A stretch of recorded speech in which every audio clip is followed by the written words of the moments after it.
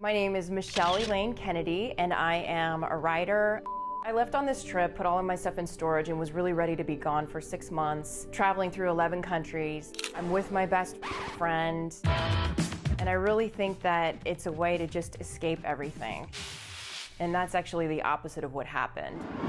When I got into Costa Rica, which is the first country I traveled to, I started writing. I've always been a writer. I hadn't planned on writing a book, but I started writing, and all these feelings came out about my father, who had died several years before. It was a really stormy day. So I showed up to work here at Fox 40 in Sacramento, and I knew I would probably have to go out and cover this accident. There was this major car accident that had shut down both sides of I-5, and I assumed that I would probably get sent out to do live shots on this story.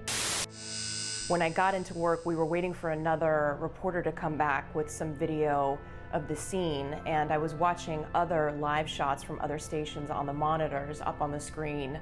One of the reporters said that a 50-year-old duck hunter from the small town of Lodi had died in the accident.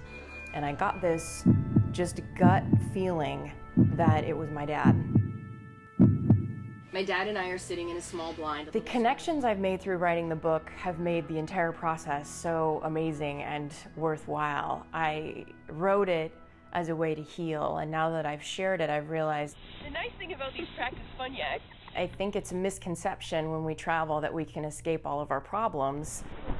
In fact, for me, it was an opportunity for me to face grief, and an opportunity where I was really, what are those things called? Forced to face my problems. So I started to write, and a lot of feelings came out about my father's death, the very scary way that he died, and also a very unfinished relationship between us. This is my son. My father was this larger-than-life person that lit up every room that he was in. He was a big man, he was a loud man, he had this huge zest for life. He taught us to love outdoors. We went hunting and fishing with him, and deep-sea fishing, and Have all kinds of waiters, have gun. Oh, it's on! he was a lot of fun. Okay, I'm excited. I grabbed them and noticed they were black instead of pink. I don't get it.